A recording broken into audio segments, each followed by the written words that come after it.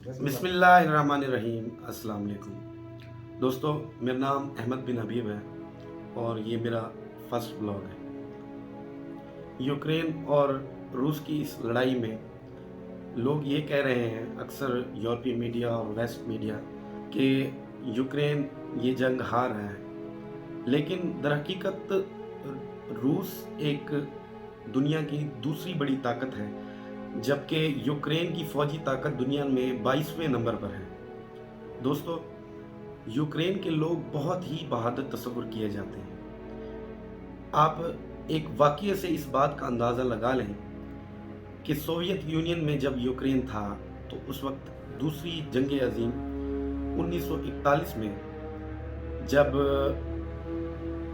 उसका एक वाक़या बहुत मशहूर है कि एक फ़ौजी कैंप में एक आदमी जिसका नाम इवान सरीदा था, अपनी बटालियन के साथ मौजूद था और उसकी बटालियन बाहर कहीं मिशन पर गई हुई थी और वो दरअसल वो एक फ़ौजी भी नहीं था, वो फ़ौजियों का कुक था। वो अपने कैंप में अकेला बैठा हुआ था।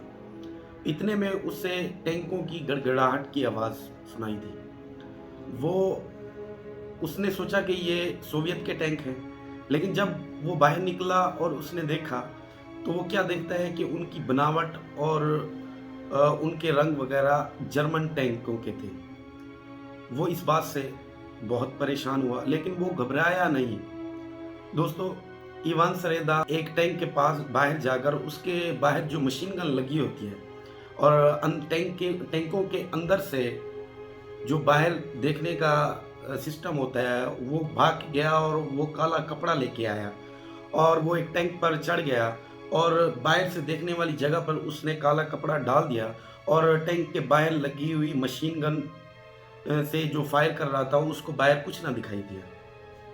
दोस्तों, उसने इस बात का फ़ायदा उठाकर मशीन गन को फारिग कर दिया और बाहर से ऐसे शोर शराबे करने लगा कि वो एक नहीं बल्कि बहुत सारे लोग हैं। ये बात देखकर अंदर टैंक के अंदर मौजूद लोग घबरा गए और वो भाग के गया और जाकर वो एक गन ले आया और उसने कहा कि बारी बारी बाहर निकलो। दोस्तों, वो टैंक के अंदर मौजूद जर्मन सिपाही बाहर निकले तो उसने उन दोनों को बांध कर रख दिया। थोड़ी देर बाद जब सोवियत के फौजी वापस आए तो वो क्या देखते हैं कि टैंक जर्मन फौजियों के साथ खाना भी बना हुआ है। और दोस्तों, इवान सरीदा पर बहुत सी फिल्में भी बन चुकी हैं और उसके किरदार को बहुत सराहा गया, उसको बाद में अवार्ड भी दिए गए।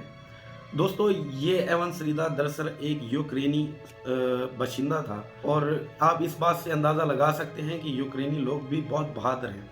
उन्होंने भी रशियन फ़ौज को बहुत टफ टाइम दिया हुआ है। दोस्तों, ये तो हम आपको बता चुके कि यूक्रेनी लोग भी बहुत बहादुर हैं, लेकिन यहाँ सवाल ये पैदा होता है कि आखिर रूस यूक्रेन पर हमलावर क्यों हुआ? तो इसके लिए आपको उसका नक्शा देखना पड़ेगा।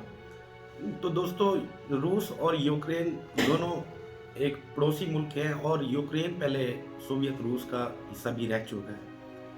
तो दोस्तों, अगर आप यूक्रेन का नक्शा सही तरह देखें तो यूक्रेन के ऊपर बेलारूस है, जो कि सिर्फ बेलारूस के अलावा बाकी पोलैंड और जितने भी ममालिक हैं वो सब नेटो का हिस्सा हैं। अगर आप इस बात से अंदाज़ा लगा लें कि अगर अमेरिका के ऊपर कनाडा और मेक्सिको उसके नीचे, अगर अमेरिका के दोनों पड़ोसी उसके सामने हथियार लेकर खड़े हो जाएं, तो अमेरिका भी खुद को अनसिक्योर महसूस करेगा और वो खुद को महफूज करने के लिए कुछ भी करेगा।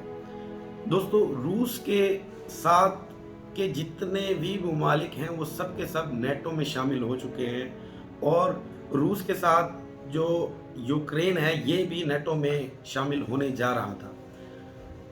जो यूक्रेन की मौजूदा गवर्नमेंट के यूक्रेन के जो आजकल प्रेसिडेंट हैं, वो उनका झुकाव यूरोप की तरफ और नेटो की तरफ ज़्यादा था और वो खुद को नेटो में शामिल करने जा रहे थे। इस वजह से रूस खुद को बहुत ही अनसिक्योर महसूस कर रहा था। अगर फ़र्ज़ करें, अगर यूक्रेन नेटो का हिस्सा बन जाए तो क्या होगा? रूस को इससे क्या हो सकता है आखिर? दोस्तों, अगर यूक्रेन नेटो का हिस्सा बन गया तो वहाँ से मॉस्को सिर्फ 5 मिनट के फासले पर ही समझ लें, क्योंकि अगर नेटो यूक्रेन में आ जाता है और अपने क्रूज़ में मिसाइल वगैरह यूक्रेन रशिया की सरहद पर लगा दे, तो जो भी मिसाइल वहाँ से फायर होंगे वो में सिर्फ 5 मिनट में पूरे मॉस्को को उड़ा कर रख देंगे, और ये बात रूस को बिल्कुल भी मंजूर नहीं। दोस्तों, व्लादिमीर पुतिन एक बहुत ही समझदार इंसान है, और वो उनकी स्ट्रेटजी ये है कि पहली बात तो किसी से लड़ो ना, अगर आपसे कोई लड़ पड़े तो पहला मुक्का आपकी तरफ से होना चाहिए।